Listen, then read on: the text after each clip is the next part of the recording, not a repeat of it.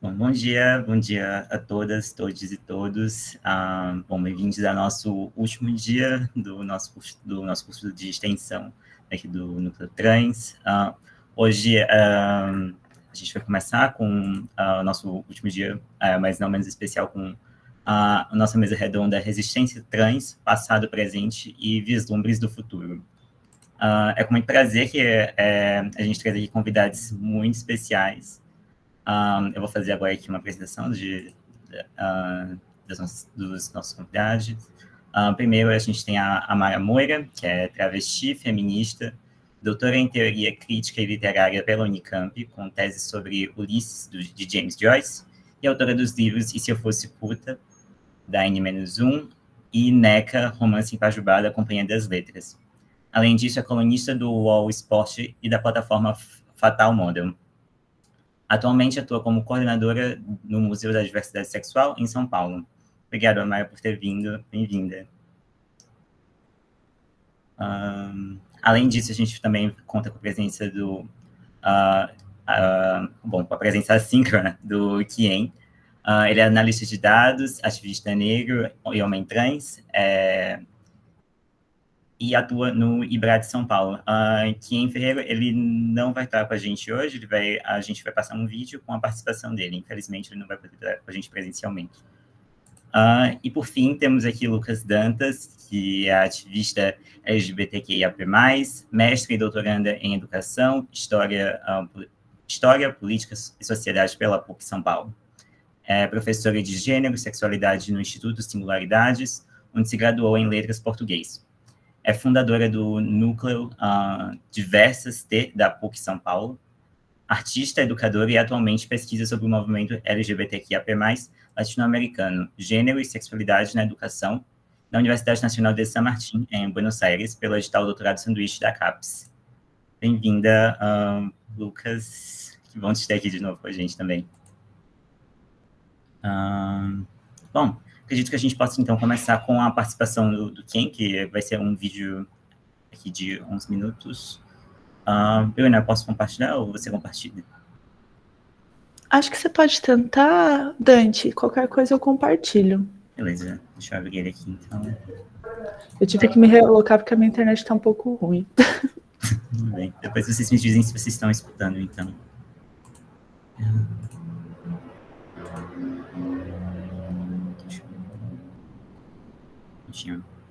Todo mundo tá vendo já? Já tá aparecendo. E aí, pessoal, tudo bem?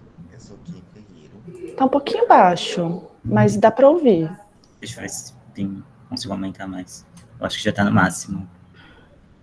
Bom, vai ter então esse leve desnível. Eu acho que foi gravado mais baixinho.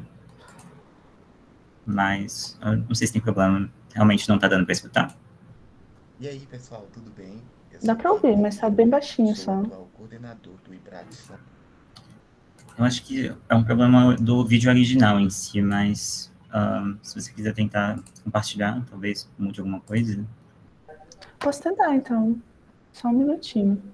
Beleza.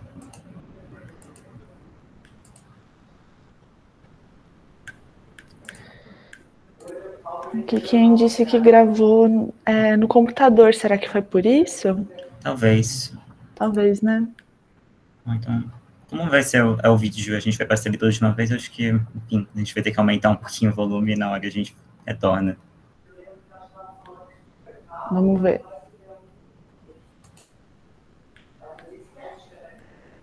Ó.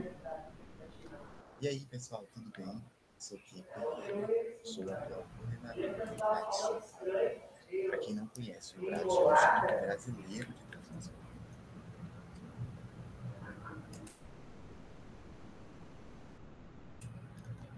Bruno, ele tá travando um pouquinho, eu acho que eu vou passar o mesmo, e o volume tá o mesmo.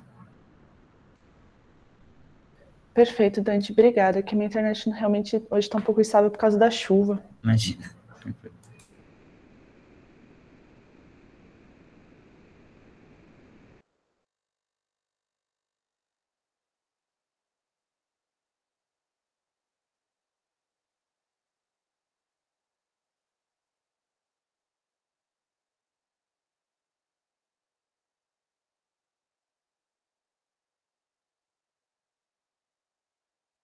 E aí, pessoal, tudo bem? Eu sou Ken Ferreiro, sou o atual coordenador do IBRAT São Paulo.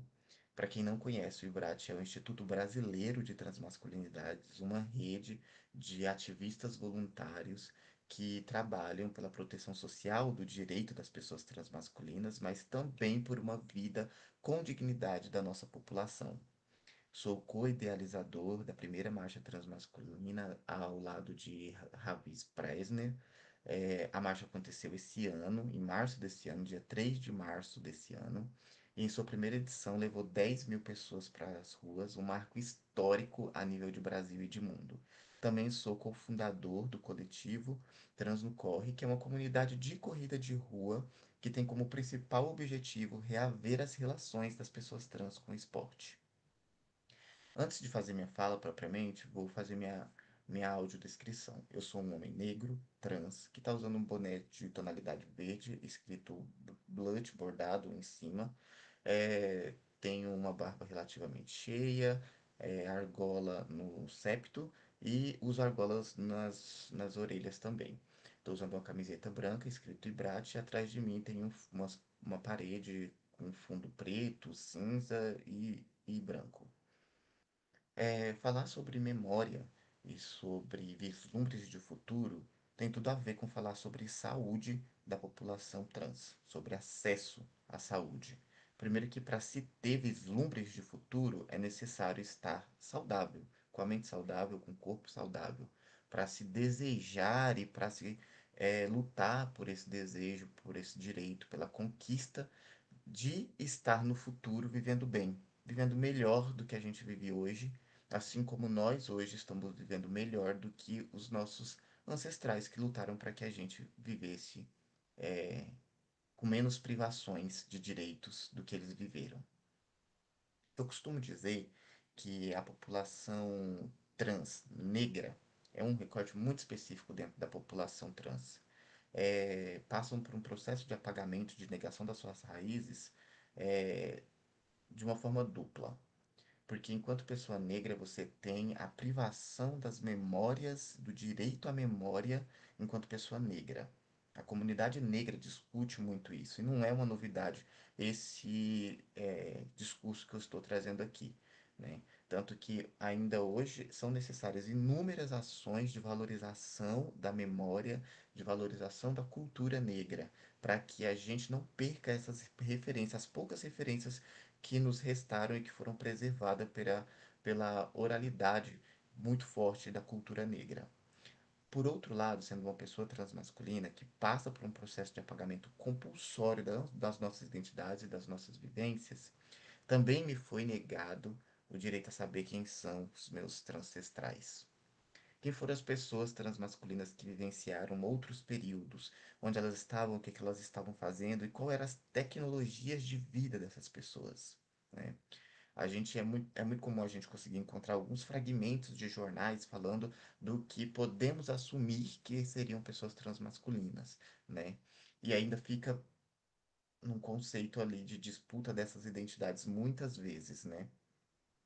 E aí, infelizmente, quando se tem casos de pessoas transmasculinas, idosas, como o caso do seu Lorival, passa por um processo que, mesmo após a morte, uma sequência violenta de apagamento de sua identidade e desrespeito do seu corpo e de quem ele foi em vida. Né? E passar por esse processo enquanto uma pessoa negra, enquanto uma pessoa transmasculina, me faz fazer muitas reflexões sobre as condições de saúde da população transmasculina. Né? As condições de saúde, eu digo, as condições de saúde mental. Tem alguns pouquíssimos dados sobre a saúde mental da população transmasculina que aponta que 85% da população transmasculina já pensou, tentou cometer suicídio. Isso é um dado gravíssimo. Embora seja um dado de um projeto específico em Minas Gerais, a gente consegue, através das nossas vivências, assumir que é uma realidade. Corriqueiramente, a gente está recebendo notícias de pessoas transmasculinas que cometeram suicídio ou que estão mal pensando em suicídio. Né? E aí essas violências perpassam diversas camadas que levam as pessoas transmasculinas a vivenciarem essa experiência em suas vidas, que são experiências de violência doméstica, que são experiências de silenciamento e de negação das nossas existências e das nossas identidades, né? Por outro lado, não é uma realidade só no Brasil, né? Essa semana a gente teve o caso de uma pessoa transmasculina que foi suicidado nos Estados Unidos, né? E, e essa também é uma realidade brutal das transmasculinidades. E como, de certa forma, eu consigo fazer essa afirmação? É uma inferência que me permite, através da militância e através das construções das coisas que tenho praticado até aqui, realizar essa inferência. Quando nós construímos a marcha, foi justamente uma resposta ao silenciamento das identidades transmasculinas nos espaços, né? Nós passamos 2023 todo disputando pequenos minutos para conseguir falar nos eventos que era de temática LGBTQIAPN+. Isso é muito grave, né? Realizar todo um evento e não se ter espaço para inserir naquele processo o espaço de fala para que haja uma escuta das vivências e das reivindicações de pessoas transmasculinas. Então nós decidimos que disputar esses espaços são importantes, mas ter um espaço de protagonismo centralizado nas pessoas transmasculinas era igualmente importante. E por isso a Marcha Transmasculina nasceu. E nasceu de forma estratégica, em um ano político, para mostrar o poder de engajamento da população transmasculina. Que a gente não está alheio ao que está acontecendo no Brasil, a gente não está alheio ao que está acontecendo no mundo. Somos cidadãos que vota, somos cidadãos que participa do processo político, né? E no tão chamado processo de redemocratização dessa nação. E as nossas respostas foi ir para as ruas e conseguir colocar 10 mil pessoas ali reivindicando a vida com dignidade, lançar uma carta de compromisso em que candidatos que fossem eleitos teriam o compromisso de receber coletivos transmasculinos, não só o IBRAT, mas coletivos trans e transmasculinos, a fim de inserir em suas agendas e nas suas pautas políticas as demandas específicas dessa população. E quando a marcha aconteceu, ela aconteceu de uma forma completamente diferente do que outras marchas já foram, já foram explicitamente construídas, né? Nós fizemos uma Assembleia Popular, chamamos a comunidade, convocamos a comunidade para construir, porque essa marcha precisava gritar as necessidades da população transmasculina, precisava ter a cara das pessoas transmasculinas, precisava ter esses corpos diversos reivindicando com orgulho as suas identidades e mostrando que a gente não vai para lugar nenhum, a gente vai permanecer aqui, disputando o que é nosso por direito. Como resultado, a gente teve uma reverberação a nível mundial. Muitas pessoas transmasculinas de diversos países do mundo, nossos vizinhos da América Latina, pessoas dos Estados Unidos, pessoas do México, da Colômbia, do Paraguai, mandaram mensagens para a gente dizendo como queriam que existisse uma marcha transmasculina para sair aquele grito que estava entalado na garganta e como era importante o que a gente tinha feito aqui. E aí, isso tornou possível a gente perceber que o silenciamento das identidades transmasculinas e o apagamento compulsório da existência das transmasculinidades é uma realidade brutal, triste, mas que permeia as vivências das transmasculinidades a nível de mundo. Isso é muito grave, é uma denúncia muito grave. Conseguir fazer essa percepção através de tantas mensagens que a gente recebeu de pessoas ao redor do mundo. E como vislumbre de futuro, né, acho que ter esse instrumento de manifestação política da população transmasculina e ter principalmente uma movimentação que parte de nós, pessoas transmasculinas, do nosso protagonismo, dos nossos desejos, anseios e necessidades específicas, que não é mais possível ignorar as transmasculinidades. A primeira marcha já aconteceu, foi um sucesso, e a segunda marcha está em processo de organização. Aproveito para deixar o convite para vocês somarem. Em janeiro a gente vai abrir as portas para receber quem quer somar e construir a segunda marcha transmasculina conosco. Mas, de certa forma, isso é uma resposta para agora do que a gente vive agora, mas também uma mensagem de vislumbre de futuro. Nós vamos continuar aqui lutando, disputando. Nós queremos uma vida com saúde, queremos uma vida com dignidade. Nós temos nossas demandas específicas, tal qual todos os grupos que compõem a sociedade têm suas demandas específicas. E a gente não vai para lugar nenhum, a gente não vai deixar de existir porque você não quer concordar com as existências diversas das identidades transmasculinas. E as nossas respostas vão continuar sendo um grito coletivo, que vai ser incapaz de não ser percebido, que vai ser um grito que vai reverberar mais uma vez pelo mundo, e quantas vezes forem necessárias. Eu encerro aqui a minha fala, me coloco à disposição para trocas para além desse momento de conversa, e agradeço mais uma vez o convite feito, e contem comigo. Espero vocês na segunda marcha transmasculina, que vai ser em março de 2025. Esperamos que muito mais do que 10 mil pessoas vá para as ruas reivindicar o direito à vida com dignidade e vislumbres de futuro para a população transmasculina. Porque agora nós não precisamos apenas olhar o futuro ser construído. Nós temos a certeza da potência transmasculina para também construí-lo. Até breve.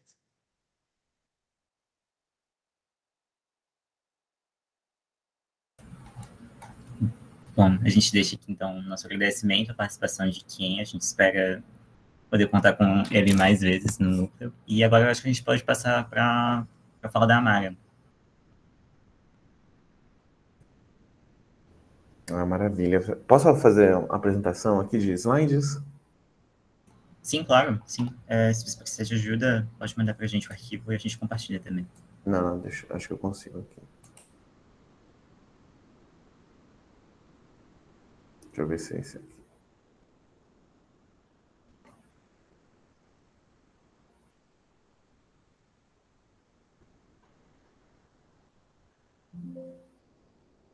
Tá aparecendo aí para vocês? Tá sim. Bom, então, meu nome é Amara Moira. Eu apareço também para vocês ou só aparece a apresentação? Você está aparecendo também, Amara. Tá. Pelo menos para mim, sim. Quando eu clicar na apresentação aqui, eu não vou conseguir ver vocês. Então, se alguém precisar fazer alguma intervenção, falar alguma coisa, abre o microfone para falar comigo, senão eu não vou conseguir ver, tá? Pode deixar. Tá. Bom, preparei uma apresentação aqui falando um pouquinho sobre história trans-travesti, né, alguns aspectos que me parecem interessantes, centrais, trazendo algumas fontes para a gente poder mergulhar nessa pesquisa, nessa história. Eu vou tentar ser mais breve possível aqui, eu vou tentar ficar nos 20 minutos, mas talvez eu extrapole um pouquinho, né? Desculpem. Então, é isso, né? Acho que a gente tem uma impressão de que a conversa, a luta, né, ela começa há 50, 70 anos, né, ditadura militar, só que quando a gente vai analisar os documentos, a gente vai perceber que essa história é muito mais antiga, né? Então, tem alguns documentos de jornais, assim, algumas matérias de jornais que eu acho muito interessante de trazer. Essa daqui, por exemplo, uma crônica postada em 1949, falando sobre o travestimento no carnaval, né? E aí vai falar, então, né, sobre homens que se vestem de mulher nesse espaço, né? Mas vai falar também das mulheres fantasiadas, das filhas de Eva fantasiadas de homem, né? E aí dizendo, inclusive, neste caso, nenhum efeito interessante se possa observar na troca do traje. Algumas chegam mesmo a tornar-se ridículas, escandalizando as próprias irmãs de sexo. Então é interessante, assim, né, esse espaço da permissividade, esse espaço da possibilidade de experienciar outros papéis, outras possibilidades de existência. Então o carnaval como um espaço interessante, né, que vai tornando possível que a gente imagine outras existências. Então, e aí essa crônica está justamente falando sobre o quanto essas figuras estão cada vez mais se exaltando, né, e usando esse espaço de uma maneira mais profunda, então se fantasiaram cada vez de forma mais minuciosa, isso, o quanto isso é chocante, o quanto isso começa a dar a entender que algo a mais do que uma simples brincadeira está em jogo, né? Então a figura que está até imaginando, né, que essas figuras podem estar querendo existir permanentemente nessa nova vestimenta, né? Então essa crônica, para mim, ela é muito interessante nesse sentido, sinalizando que há algo dessa experiência do carnaval, dessa experiência da brincadeira, né, da subversão, da quebra dos tabus, né, que parece que está extrapolando os limites do carnaval. Mas, então, muito antes disso, na imprensa, a gente já vai encontrar relatos falando sobre essas figuras que estão brincando com as vestimentas, né? Então, de reinventar seu gênero a partir, né, de vestimentas. A gente vai ter aqui, por exemplo, esse primeiro, né, mulher-homem, né? Comunica-se que às 8 horas da noite de anteontem para ontem foi presa na Rua Imperatriz uma mulher de nacionalidade italiana que vagava disfarçada com vestes masculinas. Ao ser conduzida pelos urbanos, pelos policiais, alguns compatriotas da varonil filha de Eva pretenderam obstar o acto, travando-se uma luta corporal que terminou com prisão também dos defensores da excêntrica representante do belo sexo. Muitas vezes a gente olha para essas notícias e a gente não tem certeza se ela estava evidentemente usando roupas masculinas e tentando ser vista, né, como um homem, ou estava usando calça, sabe? É uma coisa simples assim, né? Então houve a questão, né, tem uma historiadora trans, a Susan Stryker, americana, ela vai falar que no século XIX, né, as lutas, né, as reivindicações de mulheres cis, do feminismo cis, as reivindicações de homossexuais e lésbicas cisgêneros e de pessoas trans estavam muito parecidas, né? Elas tinham pontos em comum muito evidentes e vão se destacar em algum momento do século XX, mas ali já estavam muito próximas, né? A gente vê nessas matérias, né? Então, mulheres sendo presas por quererem romper com uma determinada obrigatoriedade de vestimenta, né? Um código de vestimenta muito rígido. E a gente não sabe exatamente se eram figuras transmasculinas, um proto-homem trans, né? Ou se era simplesmente uma mulher querendo ter uma roupa um pouco mais livre daquelas imposições que as roupas de mulheres possuíam. A gente vai ter aqui a segunda, né, vestida de homem. Então vai ser presa na Rua Líbero Badaró, a horizontal, né, prostituta, a forma como você viria uma prostituta no começo do 20 e final do 19. A horizontal Ana Ferreira, conhecida pela alcunha de menina, por estar vestida de homem e não saber explicar à autoridade a razão desse travesti. Né? Gosto da palavra aqui, da forma como está. Aqui a palavra travesti aparece em itálico, né, indicando que essa palavra ainda era entendida como um estrangeirismo, não tinha sido incorporada ao português, e mostrá-la também aparecendo, né, para falar de uma figura de uma figura trans, que hoje a gente poderia dizer transmasculina, embora não seja exatamente uma figura, talvez não fosse uma questão, talvez ela só estava usando calças, né? Mas, então é interessante a gente perceber como é que esse termo foi sendo utilizado ao longo dos tempos e como, de alguma forma, é recente a introdução desse termo, de fato, a gente entender esse termo como brasileiro, porque ele se torna um termo brasileiro, né? A identidade travesti é profundamente brasileira. Aqui na esquerda, né? Anteontem, à meia-noite, passava pelos lados da estação um indivíduo inglês vestido de mulher. Alguns moços, né, desconfiando do porte pouco airoso da gentil dama, dispuseram-se a pregar-lhe um susto, para assim certificarem se ela era ele ou ela, e de fato não foi preciso muito para verificarem que ela era ele, isto é, um morador da Rua do Pórtico que teve a ideia extravagante, excêntrica de representar de mulher por alguns momentos ao ar livre. Eis aí uma liberdade que pode dar em resultado uma prisão. Então, a gente também nem sempre a gente tem noção disso, né? Mas até 1940 ainda existiam leis que permitiam a prisão de pessoas que se vestiam com roupas atribuídas a outro gênero. Então, essa foi uma das últimas leis que escancaradamente perseguiam a população trans que a gente tinha. Então, outras leis tinham gambiarras, tinham formas indiretas de perseguição. Essa era descaradamente colocada, né? Então, estava no Código Penal, né? Só com o novo Código Penal que essa legislação cai, deixa de estar em vigor.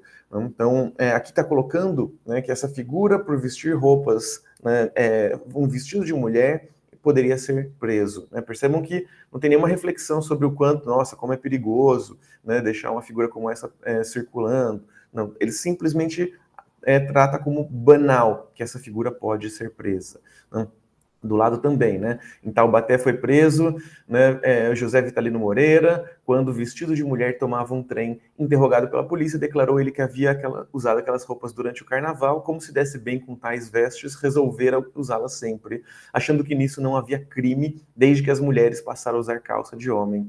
Não resta dúvida que o homem explicou-se bem e que a polícia andou muito mal em prendê-lo, né? Então é interessante, é 1911. A gente vai vendo assim figuras que começam a usar do carnaval como um espaço de experimentação e de descoberta, né, e que começam a querer viver fora do limite do carnaval aquela experiência que encontraram ali, né? E do lado aqui sempre vai ter várias matérias chamadas de um caso original, um homem vestido de mulher ou uma mulher vestida de homem. A gente encontra muitas matérias colocando nesses termos, né? 2 livros que vocês vão encontrar bastante material sobre isso é desse delegado Guido Fonseca, um dos que mais perseguiu travestis durante a ditadura militar. Mas além de ter perseguido, ele fez um estudo minucioso sobre essas figuras, né, na história de São Paulo, né? Então, esses 2 livros trazem material muito interessante para a gente ir atrás e conhecer um pouco mais da nossa própria história, que tem aqui um dos primeiros registradores, assim, um dos primeiros compiladores nessa figura. Então, é muito interessante. Uma figura muito paradigmática, a gente vai ver, né, eu vou trazer alguns trechinhos mais minuciosos da escrita dele, da pesquisa dele, né, mas vale muito a pena ficar como registro. Outros 2 livros que a gente vai encontrar muito material, né, são os 2 já clássicos, O Devassos no Paraíso, do Trevisan, e O Além do Carnaval, do James Green, que acaba de ganhar uma nova edição, inclusive, né, vindo até os dias... dias bem próximos dos nossos aqui, do governo Bolsonaro, né? Vale muito a pena vocês conhecerem esse trabalho de James Green, se ainda não conhecem. Bom, a gente vai, quando a gente pensa nessa história travesti, a gente vai encontrar registros, menções dessas figuras ao longo de em períodos muito recuados, né? Só que vai encontrar um momento em que a gente vai perceber essas figuras conseguindo se organizar, criar um grupo, resistir, né, e se bancar mesmo fazendo uma transição. E vai ser justamente com a prostituição que isso vai acontecer, né? Vão descobrir que se começam a marcar no seu corpo o seu pertencimento à uma identidade, a uma ruptura de gênero, né? As portas, em geral, vão se fechar, mas uma delas vai se abrir, né, que é justamente a porta da prostituição. Então, a prostituição é justamente esse trabalho que vai permitir que a gente exista da maneira como a gente se entende. Vai permitir que a gente seja essa figura que a gente está querendo ser, né? Então, isso é interessante, é um trabalho que vai criando condições de que a gente exista. E se hoje a gente está aqui ocupando outros espaços, é também porque gerações de travestis antes de nós pagaram esse preço de forjar o seu direito de existir a partir do dinheiro da prostituição. Aqui a gente vai ter, então, essas matérias mostrando, né, que o travestismo começa a incomodar. A gente tem aqui matérias ali em volta ali do começo da ditadura, mas algumas dessas matérias são um pouquinho antes, inclusive. Então, mostrando que muitas vezes a gente acha que a repressão violenta ela começa com a ditadura, mas antes da ditadura já existia uma questão uma repressão muito violenta com relação a essas rupturas de gênero e sexualidade, né? Então, aqui a gente está vendo assim, né, que no carnaval tudo pode, mas em determinado momento nem no carnaval tá podendo, né, porque estão percebendo que tem algo que foge que não está se restringindo aos limites do carnaval, né? Esse é um momento interessante também, os anos 60, né, porque a gente vai ser um momento em que mulheres trans e travestis vão encontrar formas, vão ser disponibilizadas formas de transformação corporal que antes não estavam no horizonte do possível, né? Então, antes, o que seria uma pessoa trans, né? Uma pessoa trans é uma pessoa que veste roupas atribuídas a outro gênero, deixa o cabelo crescer, coloca maquiagem, faz a sobrancelha. A gente vai ver alguns registros mencionando isso. Só que a partir dos anos 60, né, com a comercialização da pílula anticoncepcional, travestis e mulheres trans vão descobrir rapidamente que esse medicamento não serve apenas para evitar uma gravidez. Esse medicamento serve também para transformar os nossos corpos. E se nos diziam que não podiam reconhecer a nossa identidade feminina, porque nosso corpo impedia isso, agora a gente conseguia inventar um corpo que era indubitavelmente feminino para os padrões da época, né? Então, ou seja, é muito interessante isso. Aqui a gente vai ter uma primeira matéria, uma das primeiras matérias que eu consegui encontrar, 26 de fevereiro de 68, de uma figura falando, né, de uma travesti peruana falando que está usando hormônios femininos. Está aqui à direita, né, em cima à direita, a forma. O peruano Lee Rebatia disse que toma hormônios femininos para modelar a forma. Assim tem os seios naturais ao invés de enchimento que vemos ao nosso redor nesse baile, né? Então, se a gente começa a ver, né, essas figuras descobrindo que podem transformar, né, os seus próprios corpos, né? Isso passa a ser um ponto também crucial quando a gente vai pensar essa história, né? Isso vai dar matérias de jornal, né? Vai ter, por exemplo, a transfobia gritando solta, né? Então, olha só essa daqui, essa matéria do jornal, né, de 69. Né? Você amaria este homem? Sim, senhor, o homem de verdade está aí. Olhem só o detalhe do gogó, é o único sinal a desmentir tanta feminilidade. Com essa pele suavíssima, olhos pintados, voz suave, peruca, joias e outros adornos quase naturais, o travesti Karina, destacado em colunas sociais e admirado por mulherólogos de todos os Brasis, certamente deixou você de beiço caído na paquera. No Rio, há milhares de Karinas, mas nem todas charmosas nem decentes como a artista da foto, né? É interessante também a gente perceber, né, que existe ali um desejo, né, uma curiosidade sobre esse corpo, né, a questão faz essa brincadeira, a transfobia gritando, mas ao mesmo tempo, né, esse tipo de matéria, né, o James Green vai colocar isso no Além do Carnaval, que as coberturas do Carnaval e também as revistas mostrando os corpos dessas figuras, revistas, jornais, mostrando esses novos corpos construídos pelas travestis a partir de hormônios, a partir de próteses, né, vão ser cruciais para ir disseminando pelo Brasil a ideia de que é possível, sim, criar um novo corpo a partir do corpo que temos, né? Então, isso vai ser interessante. A gente vai ter matérias no jornal explicando como o homem pode ter bustos grandes, falando sobre a travesti Karina que a gente acabou de ver, né? Então, explicando, né, quais foram os procedimentos medicamentosos possíveis, né, ou cirúrgicos que fez uso para poder construir um corpo como aquele, né?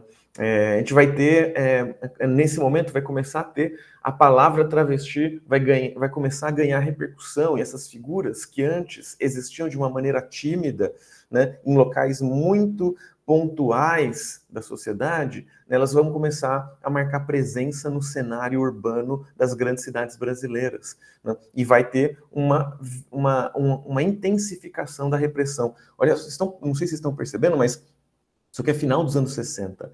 É o momento mais violento, isso aqui é uma matéria de 69, um dos momentos mais violentos da perseguição durante a ditadura militar, e é justamente um momento de boom da visibilidade travesti, né? Como se assim, estão descobrindo que é possível transformar os seus corpos, e não tem conversa de vamos esperar a ditadura acabar e a gente começa a nossa transição. Não, Eu descobri agora, vai ter que ser agora, né? Então a gente tem matérias mostrando como essa presença vai se intensificando, né? Mesmo que isso implique em riscos tremendos para essas figuras.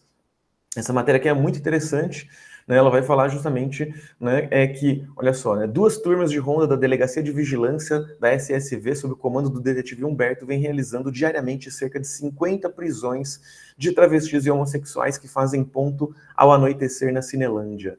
Né? Os policiais afirmam que na campanha de repressão os travestis são os que mais dão trabalho, porque, na maioria das vezes, a identificação torna-se muito difícil, tamanha a perfeição com que se disfarçam de mulher. Agora, por que teriam que distinguir? Né? Qual que é a questão? Né? Por que tem que perceber se é uma mulher cis ou se é uma travesti? Né? Por que a prisão tem a ver com isso? A gente vai ver logo mais. Tem a ver com o dispositivo legal, né, que vai ser usado para realizar essas prisões, para autorizar essas prisões, que é justamente a lei da vadiagem, né, a contravenção penal da vadiagem que está mencionada ali à frente. Né. Os tipos anormais presos pela polícia nas BITs são processados por vadiagem, quando já tem antecedentes. Caso contrário, são aconselhados a se portarem com mais decência e ameaçados de que da próxima vez a coisa vai ser diferente. Né. A gente vai ter aqui matérias falando sobre isso, né? Muitos andaram com homens supondo que fossem mulheres, né? Entendendo também a figura trans travesti como essa figura que está sempre também ameaçando, enganando, né? Querendo trazer, querendo enredar, né? Enganar o simples brasileiro que não percebeu que está diante de uma travesti. A gente vai ter, então, as grandes coberturas midiáticas mostrando esses corpos exuberantes que estão construindo, né? Aqui, essa daqui é muito interessante, né? Essa matéria da Manchete, falando, tem um momento que tu vai falar aqui, né? Não dá para entender o poder milagroso de certos hormônios, né? Então, está falando sobre como esses corpos estão ficando femininos, esses seios, como essas figuras estão começando a criar inveja, né? E mexer com os sonhos, os desejos, né? A prostituição e o carnaval também é esse espaço em que esses corpos se apresentam, né? E mexem com o imaginário, mexem com os desejos, as curiosidades de toda uma sociedade, né? Então, essa matéria aqui é maravilhosa também. Nem Fellini faria melhor, né? Um momento de glória da vida de um travesti, o topless legal e a admiração total de uma multidão de entendidos no baile dos enxutos. Várias palavras antigas mencionando a comunidade LGBT, né? Entendidos, enxutos, né? E bom, então, falei para vocês que existia uma certa prostituição mais tímida, e aí esse estudo, antes dos anos 60, esse estudo aqui do Guido Fonseca, né, vai mostrar isso claramente. Né? Ele vai, inclusive, dizer, né, que a prostituição de travestis no século XX é a grande novidade dos nossos tempos. Ele vai trazer alguns registros anteriores, né, de prisões, de depoimentos que foram colhidos, né, muito interessantes esses registros, né, e vai falar que a prostituição até, então, a década de 50 era mais tímida, essas figuras ocupando lugares de uma maneira mais discreta, mas a partir dos anos 60 a gente vai ver uma mudança brutal, né? Olha só o que ele vai dizer aqui nessa segunda coluna, né? A prostituição masculina de então era ainda uma prostituição, por assim dizer, envergonhada. Não tinham os prostitutos a audácia dos atuais. Hoje não parecem sentir vergonha de sua anormalidade.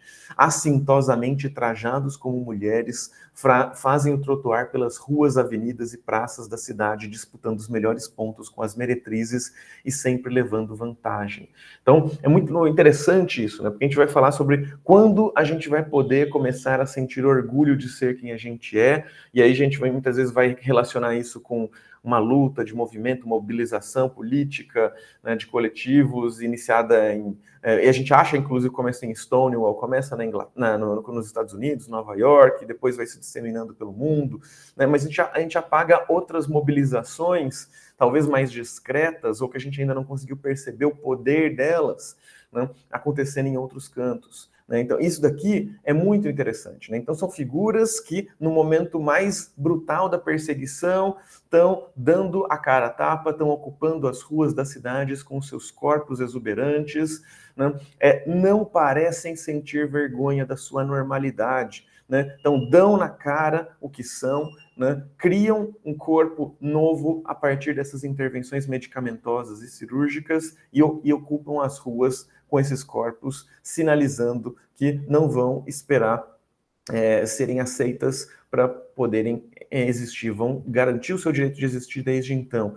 Aí a gente vai ter vários componentes, numa baixa prostituição de travestis, média e alta, e nessa alta e média são essas figuras, olha aí vai chegar, chegam a enganar o mais perspicaz observador, seus cabelos compridos ou perucas, seus vestidos, sapatos e bolsas, aliados aos trejeitos femininos, iludem a maioria dos homens. Então, e esse iludir vai falar justamente desse desejo que despertam. E esses homens que não conseguem bancar esse desejo, mas que estão lá. E a prostituição talvez seja esse instrumento de como é que a gente vai tornando possível esse corpo, é como se a gente fosse roendo o sistema, implodindo o sistema pelas beiradas, de forma discreta. Então, essas figuras que ficam ocupando esses espaços das cidades, esses homens que vão recorrer aos serviços oferecidos por essas travestis, e dessa maneira esse corpo vai entrando no horizonte do possível dentro da nossa sociedade. Então, eu quero ainda escrever um pouco mais sobre isso, assim, como é que a prostituição vai criando o nosso direito de existir, vai marcando na sociedade o nosso direito de existir e vai criando condições para que a gente exista. A gente vai... só que nesse momento que estão começando a perceber que essas figuras conseguem se bancar a partir desse dinheiro, que existe demanda, existe interesse e curiosidade, a justiça, o Estado também vai se mobilizar para tentar frear isso. E a gente vai ver isso justamente com aquele dispositivo, a lei da vadiagem, que eu falei para vocês. Aqui a gente vai ver um dos momentos mais hipócritas do nosso judiciário. Aqui o Guido Fonseca está dizendo que a lei da vadiagem não devia mais ser utilizada para prender prostitutas cisgêneras. Por quê? Porque a prostituição feminina é um mal necessário, teria ela uma importante função social, qual seja a de preservar a moralidade dos lares, a pureza dos costumes no seio das famílias.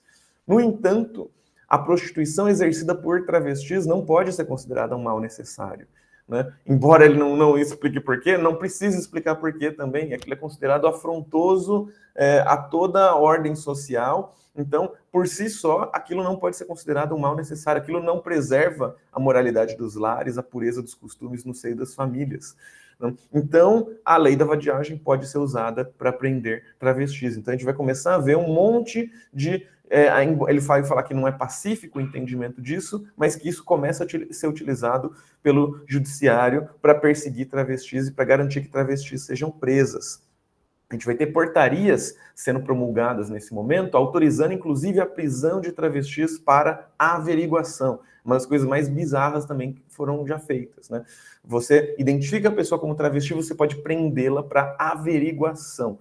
Deverão ser presos incontinenti em flagrante, utilizando-se justamente os artigos 59 e 61 da Lei das Contravenções Penais, a Lei da Vadiagem e a questão também da obscenidade, o ultraje ao pudor. Então a gente vai ver que vai ter uma legislação feita que permite a prisão de travestis.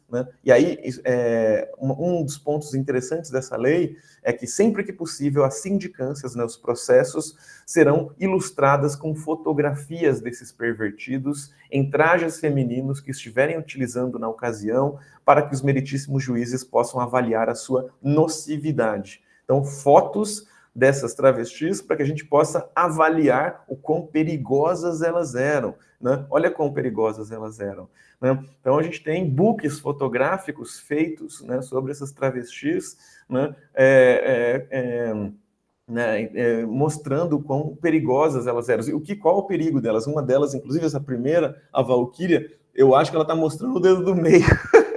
É interessante aqui, Então, acho que foto era cara naquele momento, fizeram uma foto e só demorava para fazer a impressão, né? Ela mostrou o dedo do meio na hora, não perceberam e foi assim mesmo. Então, gosto dessa foto. Essa foto é maravilhosa. Tá no estudo do Guido Fonseca também, né? E o James Green vai entrevistar o Guido Fonseca depois, nos anos 90, né, e vai conversar sobre eles, a questão sobre a prisão dessas travestis, e o Guido vai reconhecer que prendiam as travestis para que não... porque dessa forma, né, ela ficava 15, 30 dias presa, né, e aí ela começava a ter dificuldades em pagar suas contas, ela começava a se endividar com a cafetina, ela não conseguia pagar aluguel, pagar os seus boletos, e aí ela ia ter que ou sair desse centro de São Paulo, onde era a jurisdição do Guido Fonseca, ou então ia ter que destransicionar e buscar outro tipo de emprego. Então era algo pontual para tentar impedir, né, que travestis se bancassem a partir do dinheiro da prostituição. A gente vai ver, inclusive, algumas entrevistas de travestis, essa aqui eu gosto muito, esse livro Engenharia Erótica traz entrevistas muito importantes sobre travestis nos anos 90 no Rio de Janeiro, falando sobre um Brasil antigo, né, falando sobre que as travestis nos anos 90 pegaram a cama feita, as que viveram os anos 70 e que pegaram um momento mais terrível, né, que elas eram presas, mas a prisão delas também implicava em extorsão, né? Então era ótimo para a polícia prender travestis. Ninguém se importava com elas, então eles podiam prendê-las, elas se endividavam e roubavam ainda o dinheiro dessas travestis, né, faziam um dinheirinho extra a partir do dinheiro delas, né, e ninguém ia lutar por esses indivíduos. Era simplesmente um grupo que estava abandonado à própria sorte. Então não tinha nada mais simples, né, do que roubar travestis, extorquí-las. Então era ótimo para a polícia em diversos níveis. E aqui ela vai estar falando sobre isso, que acabava, inclusive,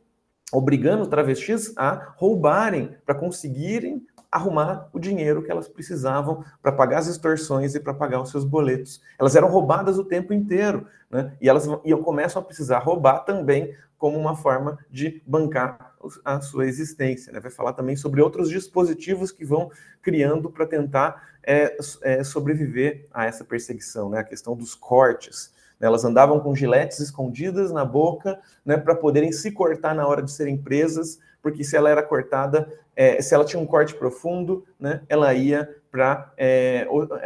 ser hospitalizada e acabava não sendo presa. Então, preferiam ter um corte profundo, e as travestis antigas têm o antebraço, né, o pescoço, a barriga, né, vários pontos do corpo com cortes profundos, com cicatrizes profundas desses cortes, né, porque era a forma de evitar a prisão. Isso indica que você se cortar profundamente, se mutilar, era preferível a você ir para a prisão. Então, a gente vai ter, então, a questão da caça, né, a travestis institucionalizada, com amplo aval da mídia, né, que não vê problema nenhum em noticiar, né, os planos policiais dessa maneira, né, caça às travestis, plano conjunto contra travestis. Isso daqui são matérias de antes do HIV/AIDS. Com o HIV/AIDS, a coisa ganha outro patamar, né?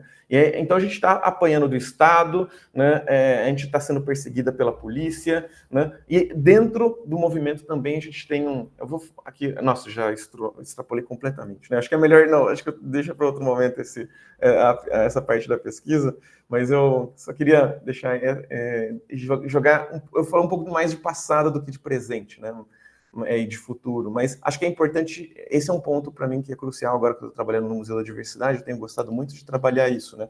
A gente não pode esquecer desse passado, dessa memória, desse registro, a gente precisa entender de onde a gente veio para que a gente queira imaginar onde a gente quer dar, né? E a gente está perdendo cada vez mais esses referenciais históricos, a gente está esquecendo quem são essas figuras que vieram um pouco antes de nós, que foram construindo um mundo possível para que hoje a gente pudesse ocupar de forma um pouco mais livre, né? Para que a gente possa ter deputadas, pensadoras, né, artistas, uma presença marcante dentro das universidades, e que a gente pudesse pautar esse debate trans né, em diversas frentes, né?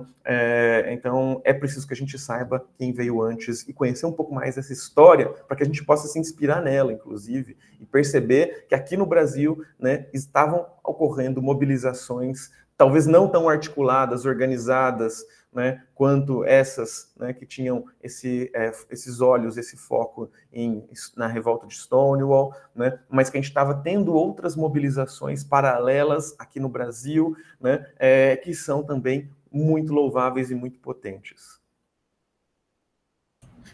Nossa, Mário, que aula. Obrigado por ter compartilhado esse conhecimento conosco. E fica aí um motivo para voltar depois, para a gente conversar ainda mais sobre isso. Bom, a gente passa então a palavra para Lucas. Bora lá, gente. Eu também vou compartilhar um slide. Aí vocês me ajudam aí para saber se foi. Claro. Tá aparecendo para vocês? Ainda não. Agora sim. Agora vai. Foi? Bom, Responsa fala por último, né? Depois de Kim e da Vara, mas eu vou tentar trazer assim, algumas contribuições, porque falar de transancestralidade é algo que me move muito. E primeiro quero agradecer, né, esse convite também do professor Renan, Bruna, Dante, todo mundo que está aqui nessa manhã do Núcleo Trans Unifresp. É sempre muito bom estar aqui nesse espaço. E para falar de memória transcestral, eu queria começar falando, né, de um conceito que eu gosto muito do Felipe Areda, de Brasília, que é o desamparo cultural, né? Que ele traz para a gente que nós, enquanto pessoas LGBTQIA+, a gente foi acostumado, né, a se localizar fora de todas as referências que constroem a subjetividade de um ser humano, né? Então é como se a gente tivesse um desamparo, mais no sentido cultural. Então, de não se ver em grande parte da literatura, não se vê nas novelas, não se vê no cinema, não se vê nos heróis, não se vê na espiritualidade, não se vê na maioria das referências, é como se você não existisse, né? Então, a partir do momento em que você não consegue se localizar, se ver no mundo, você também não consegue entender a sua própria existência, você também não consegue localizar, né, o seu pertencimento, articular a sua ancestralidade, né? Então, se a gente parar para pensar, né, a gente tem um apagamento sistêmico das vidas trans desde que o Brasil é Brasil, né? Então, a gente pode pensar, por exemplo, como é que essas narrativas, né, cis-heteroterrorista, pegando esse conceito heteroterrorismo da Berenice Bento, acrescentando aqui o prefixo cis, é o que predomina nas narrativas hegemônicas. A gente sabe que no Brasil a narrativa do povo preto, do povo cigano, do povo quilombola, da população indígena, de todos os corpos dissidentes, não é uma narrativa que está contada na maioria dos museus, no livro didático, na literatura, na história oficial, né? Então existe sempre uma história marginal, uma história permeando, né, que é uma história que está nas margens, nas periferias, uma história que está nas catacumbas, uma história que está na oralidade, e uma história que ela vem fechando o cerco para invadir, né, as academias, as universidades, as escolas, o mercado editorial, o mercado cinematográfico, o mercado da arte, né? Então, a gente pensar que memória é reivindicar o nosso passado, né? O nosso passado dissidente, seja ele qual for. E a gente tem que se perguntar, para reivindicar esse passado, quem é que conta a nossa história, né?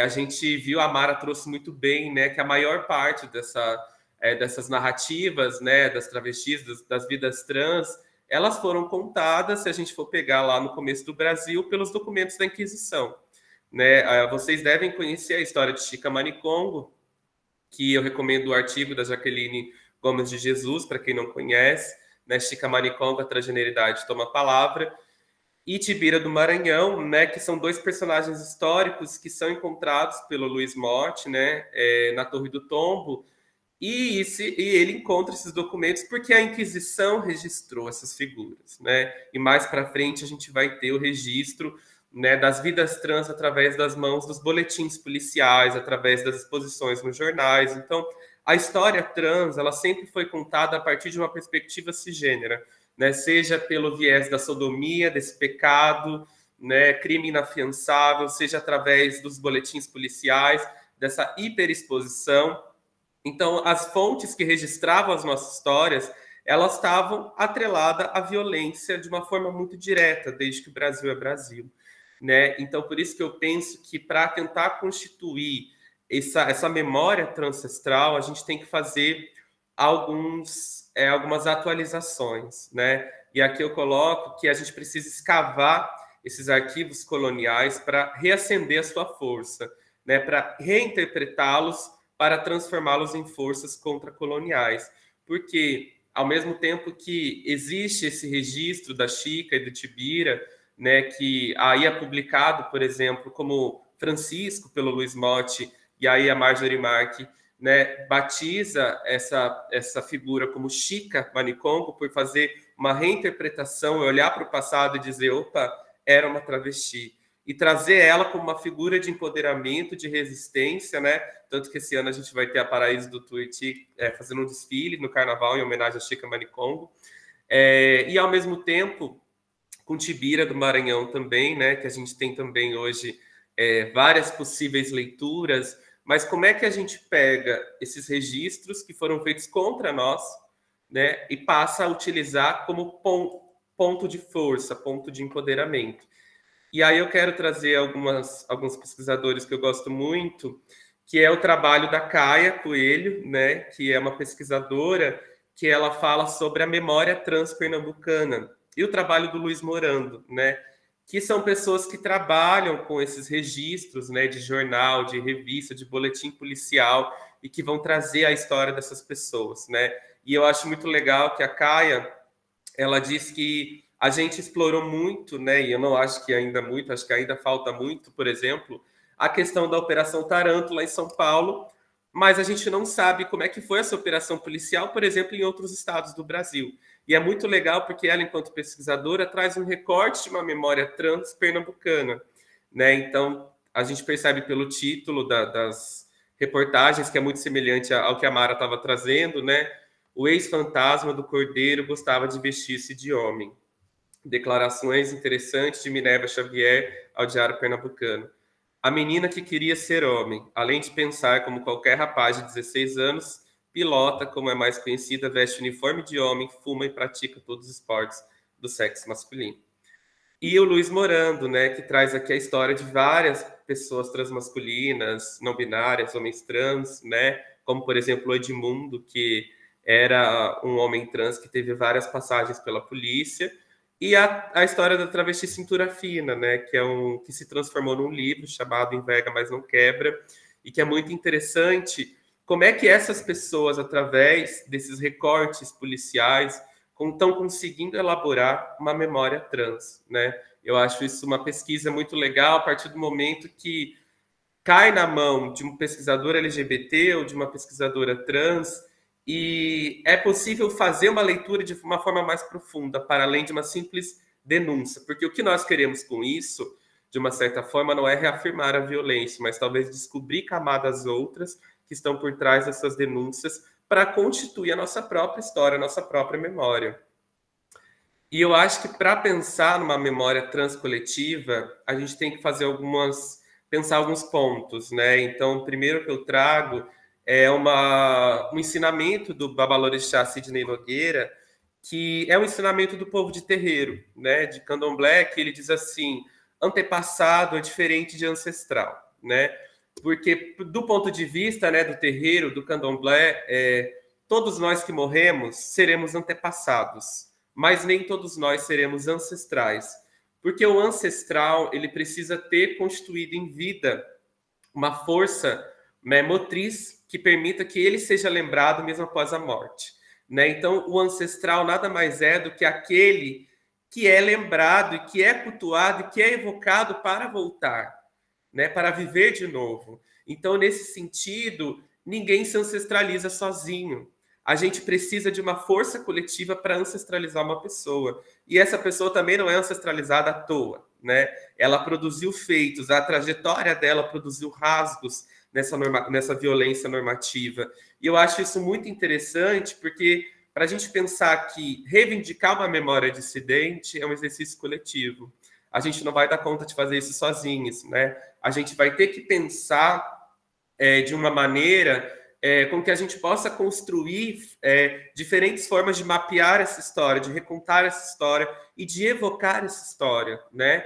E para isso eu penso que a gente precisa primeiro se libertar de uma representatividade que ela é por vezes solitária, neoliberal e paralisante, né? Por exemplo, a história de Tibira do Maranhão e de Chica Manicongo é muito forte no Brasil, mas a gente não pode parar nessas histórias e colocar elas como o token, né, da transancestralidade e parar aí, né? Não, já temos aí Tibira do Maranhão, Chica Manicongo, a gente não precisa pesquisar e vasculhar coisas para além disso, né? E eu percebo que a gente, muitas vezes, enquanto movimento LGBT, cai nessa armadilha da representatividade esvaziada ou solitária, né, de ter um ponto, um símbolo, um código e ficar vibrando ele como a força totalitária e se esquecer de um trabalho coletivo que precisa ser feito, né? Então, a Linda Quebrada tem uma frase que eu gosto muito, que ela diz assim: representatividade tem que ser trampolim e não pula-pula.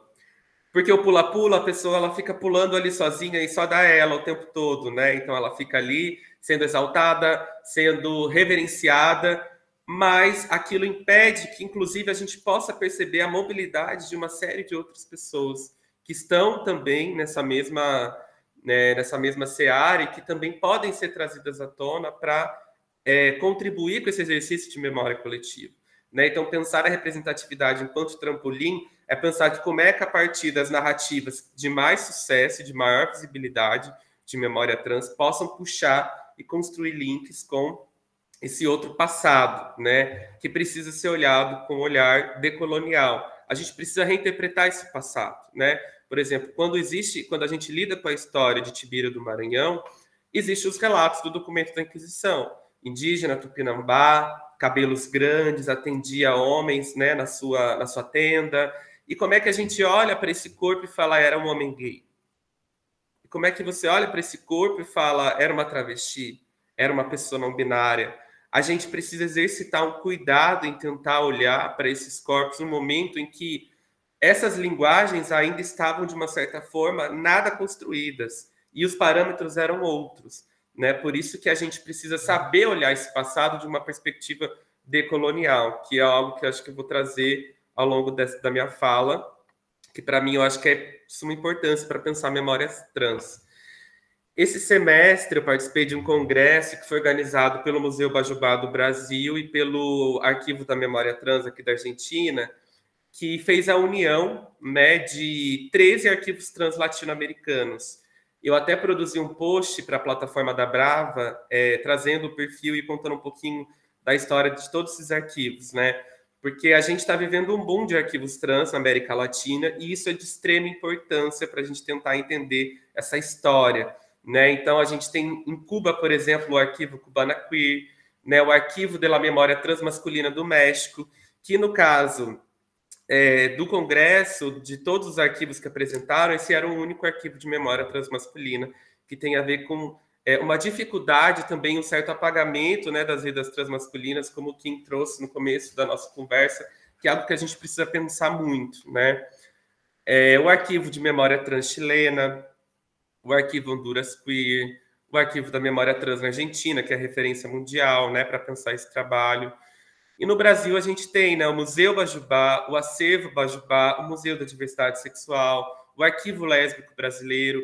E aqui é muito interessante, né? Eu já pude conversar e ter várias aulas com pessoas que fizeram parte do Arquivo Lésbico Brasileiro e de pensar como é que a memória lésbica no Brasil, ela também, em certa parte, é também uma memória transmasculina, uma memória não binária, né? Porque, por exemplo, teve pessoas do Arquivo Lésbico Brasileiro que transicionaram enquanto estavam produzindo o arquivo, né? Mas, ao mesmo tempo, a transição ela não apaga o seu passado, né? E essas pessoas mesmas dizem isso, né? Eu não apago meu passado sapatão, meu passado lésbico, porque eu sou uma pessoa transmasculina, né? Então, acho que faz sentido a gente também pensar esse arquivo lésbico como parte também desses arquivos trans. Na República Dominicana tem um arquivo, né? Na Colômbia também. E aí tem uma coisa muito interessante, que no Chile tem um arquivo sindicato de trabalhadoras sexuais travestis chamado Afrodita, que era o único específico de trabalhadoras sexuais que apareceu no Congresso. e um arquivo Quichua também da Bolívia, de memórias trans. E aí eu tenho aqui algumas fotos, né? Então, esse congresso, gente, ele está disponível no YouTube, a gravação dos 2 dias, é incrível, porque cada arquivo apresentou a sua proposta, o seu trabalho, e foi muito lindo, assim, conhecer essa articulação latino-americana. Essa foto é muito impactante, eu tirei aqui na Argentina, na sede do Arquivo da Memória Trans, que é uma pintura que retrata uma foto, né, das travestis carregando um caixão de uma companheira que tinha sido morta. E aqui também tem outras fotos, né? Por exemplo, essa relação do carnaval com a memória boliviana, Quichua, né? Das travestis, muitos registros de casamento. E eu trouxe um que eu fiquei bem impactada, assim, achei bem legal, quando eu estava olhando o arquivo Honduras Queer, que é uma foto, né? Dessa noiva e ela conta a história dessa foto para o arquivo, né? E que ela diz assim: o ano era 1999 e eu ia me casar. Eu ia me casar aqui em Tegucigalpa e estavam todos os planos feitos. Era 20 de dezembro de 1999. Eu estava tudo pronto, eu tinha comprado, né, o meu véu, o meu vestido de noiva. E naquela época eu era travesti. Agora não, agora eu me considero como homem gay. Mas naquela época eu era uma travesti. A minha amiga Marlon, também travesti, estava me maquiando, bem bonita esse dia. E eu me lembro que eu estava vestida de noiva e andava bem bonita esse dia. Era um vestido com um véu muito lindo e muito grande. E tinha uma fotografia desse dia, mas eu acho que um amigo de Catamacas levou e eu não sei onde ele vive. Mas a pessoa com quem eu ia me casar me deixou plantada. Eram meia-noite. Era 1 da manhã, era 2 da manhã e eu segui esperando vestida de noiva, sozinha, na praça. O homem com quem eu ia me casar me deixou plantada. Eu acho muito forte, né, como é que a gente tem no meio desses arquivos, né, histórias como essa, por exemplo, né, porque eu acho que os arquivos, eles também são possibilidades da gente pensar, né, olha quantos assuntos tem dentro desse relato. A instituição do casamento, um relato de destransição, né? Hoje eu sou um homem gay, mas naquela época eu era uma travesti e eu ia me casar, né? E ao mesmo tempo uma noiva no altar, né? Esperando o seu marido. Então, a possibilidade de reconstituir as subjetividades para além da violência, né? Para a gente pensar nesses arquivos. E aí eu queria trazer um trechinho de um texto do Atílio Mbembe chamado O Poder do Arquivo e Seus Limites, que eu acho muito legal para a gente pensar nos arquivos trans, né? Que ele diz assim: a sensação de que todos somos herdeiros de um tempo sobre o qual exercemos os direitos de uma propriedade coletiva. Esse é o imaginário que o arquivo procura disseminar. Examinar arquivos é interessar-se pelo que a vida deixou para trás, estar interessado nas dívidas. Entretanto, é também estar preocupado com os destroços. Nesse sentido, tanto o historiador quanto o arquivista habitam um sepulcro. Examinar arquivos é se interessar por aquilo que a vida deixou para trás, se interessar pela dívida histórica. Entretanto, é também estar preocupado com os destroços. Nesse sentido, né, aqui repete um pouquinho, mas o que eu quero é essa parte aqui que ele diz. O arquivo está munido pela força de um evento inicial representado pelo ato de morrer. Nesse caso, escrever a história envolve meramente manipular arquivos, seguir trilhas, juntar novamente restos e sobras, remontando o remanescente, é estar implicado num ritual que resulta na ressurreição da vida, em trazer os mortos de volta à vida e reintegrá-los no ciclo do tempo, de maneira que eles encontrem num texto, num artefato ou num monumento um lugar para habitar, onde seja possível, né, onde possam continuar se expressando. Esse é um texto muito legal, porque ele vai falar que o poder de um arquivo é você construir um lugar para que esses mortos possam continuar se expressando, né? Para que a gente possa continuar reverberando essa vida que, na maioria das vezes, no caso das vidas trans, foi interrompida pela transfobia, pela violência, pelo assassinato, né? Então, é como abrir um caixão, é como abrir uma catacumba, é como convidar que esses mortos possam voltar à vida e nos ensinar, né? Por exemplo, o Kim abriu a fala dele falando, né? foi negado conhecer a história dos meus ancestrais, conhecer as tecnologias que eles utilizaram para sobreviver. E eu, inclusive, habitando a área da educação, eu reivindico muito que essa ancestralidade ela tem que estar na escola, porque é parte da história da humanidade. Né? É nosso direito, enquanto pessoas trans e pessoas cis, conhecer esses ancestrais que marcaram a história do Brasil. Né? E o fato disso não aparecer na escola, nas universidades, né, produz esse efeito de ausência ancestral. Né? Se a gente pega o livro do João Nery, o Viagem Solitária, ele fala: eu era o único homem trans que eu conhecia. E por que isso acontece? Né? Por que as nossas vidas não se alastram? E eu acho que o trabalho que tem sido feito hoje, ele é um trabalho de reconstituição, né? E é um trabalho que tem que ser feito, de uma certa forma, por nós também.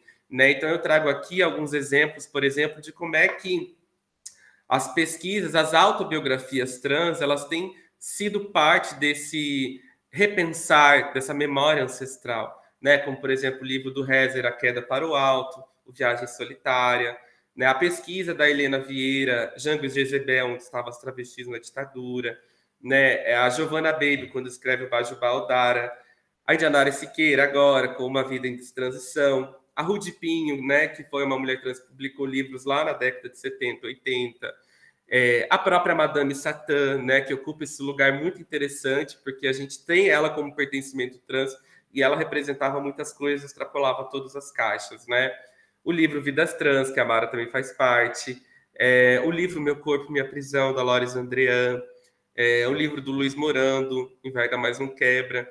Então, a gente tem muitos exemplos, né, de como é que esse exercício dessa memória trans, ele habita essa academia através da antropologia, da sociologia, do pessoal da história, que vai trazer esses documentos da Inquisição, que vai buscar, né, nos boletins policiais, nas manchetes de jornais, mas também como é que isso aparece na literatura, como a literatura também é um lugar de seguir constituindo essa memória trans, né, porque existe algo sobre o passado que precisa ser produzido no presente. A forma como eu interpreto esse passado tem muito a ver com o que eu quero dela para o meu presente, com o que eu quero dela para deixar esse futuro. E aí também, pensando nessa reflexão de memória trans, a gente tem o 20 de novembro, que é o Dia Internacional da Memória Trans, né? Que é um dia que foi instituído em 1999, nos Estados Unidos, um ano depois, né, que uma travesti chamada Rita Hester morreu.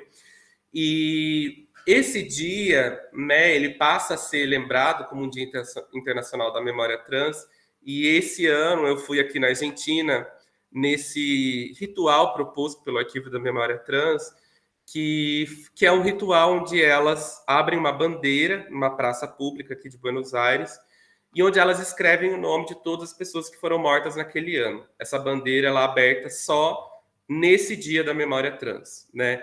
E é uma bandeira gigante. E junto com esse ritual de abrir a bandeira e escrever o nome de todas as pessoas trans que foram mortas, elas também fazem um ato, né, falado no microfone, lendo um pouco sobre a vida dessas pessoas, e depois a gente tem a foto dessas pessoas impressa, né, e colocadas, estendidas na praça, em um momento para que as pessoas possam lá acender as suas velas, independente da sua religião.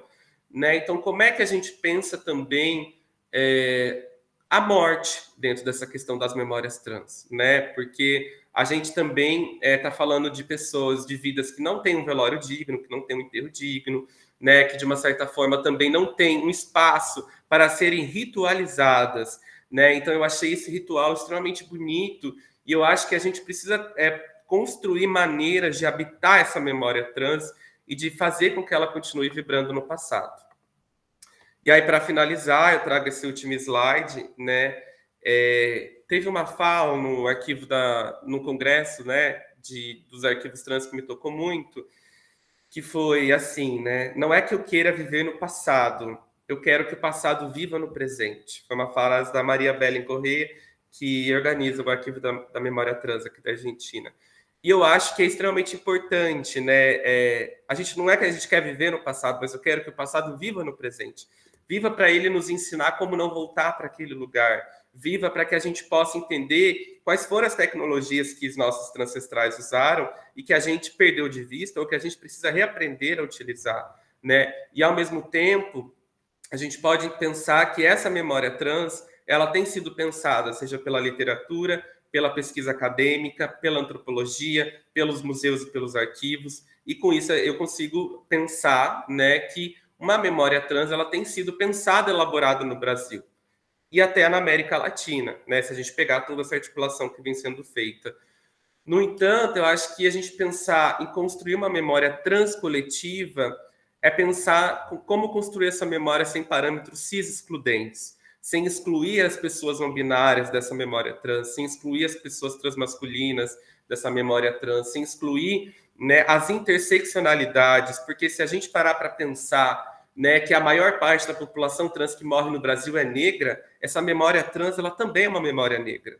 Essa memória trans ela também em algum lugar vai ser uma memória indígena, vai ser uma memória cigana, vai ser uma memória quilombola, vai ser uma memória dissidente, né? Então, pensar em memória trans é ressuscitar o nosso passado transcestral, para que a gente possa reacender a força dessa transestralidade, possa dançar com ela e possa pedir que ela abra os nossos caminhos, e até porque, como diz, né, o povo de terreiro, daqui 7 gerações seremos nós, os transcestrais do futuro.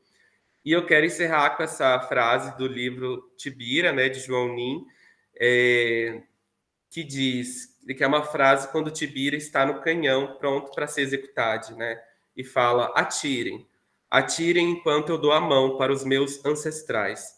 Cada pedaço do meu corpo esfolado será semente, serei terra, também serei fumaça, também vagarei pelos ares, livre feito um vento forte, e essa ventania um dia volta, em outros tempos, de outra forma, cheia de fome, brocada por justiça. É isso, gente. Nossa, muito obrigado, Lucas, por essa fala linda. Bom, nossa, eu meio sem palavras aqui para continuar a nossa mesa. Infelizmente, eu acho que a gente só tem alguns minutinhos antes do nosso intervalo, talvez a gente não vá conseguir abrir para intervenções do público. Então, talvez seja o caso... Bruna, você acha que a gente já fecha, então, para o nosso intervalo? Eu não sei se alguém gostaria de fazer uma pergunta, alguma intervenção. Talvez a gente tenha tempo para fazer uma perguntinha, mas eu queria agradecer muito Lucas e Amara pela presença. É sempre um prazer ouvi-las, é sempre uma aula incrível. Então, eu agradeço muito pela presença. Acho que o professor Renan levantou a mão. Oi, pessoal. Queria agradecer demais a Mara e Lucas aqui. Me fizeram pensar várias questões. Eu até fiquei mandando as dúvidas aqui, mesmo com o tempo apertado. Mas eu não sei, eu sugeriria, Bruna, Dante, de a gente abrir um pouquinho, porque o encerramento vai ser mais curto. Falei com Regina e com Renata, mais uma coisa institucional mesmo, rapidinho de encerramento. Então, não sei se valeria abrir para questões que o pessoal tem. Acho que as duas exposições foram tão ricas, a do Ken também, mas ele não está aqui com a gente para esse momento da troca. Mas eu fiquei pensando nessas questões que eu mandei aqui para a Mara, para o Lucas, um pouco sobre como pensar essa atualização das categorias, né, das identidades. Acho que é um desafio para todos nós, todas e todos, né, que trabalhamos com essas questões de memória, como lidar um pouco com esses atravessamentos e configurações identitárias que vão mudando, que vão se desdobrando. Então, eu queria ver um pouco como vocês lidam com isso nessas pesquisas que vocês têm feito, né? Acho que ambos apresentaram aí dimensões interessantes para a gente pensar essas questões nos atravessamentos dos arquivos policiais, acervos de jornais, né, visões hegemônicas de mídia, de polícia, de Estado, judicial, enfim. Então, queria ouvir um pouquinho de vocês sobre isso, assim, queria trazer essa questão, não sei se tem mais outras dúvidas ou comentários, mas se for possível abordar um pouquinho mais isso, eu agradeço. Obrigado de novo por estar com a gente. Obrigada, professor Renan. Eu vou parar só a gravação para a gente poder conversar mais tranquilamente, só um pouquinho.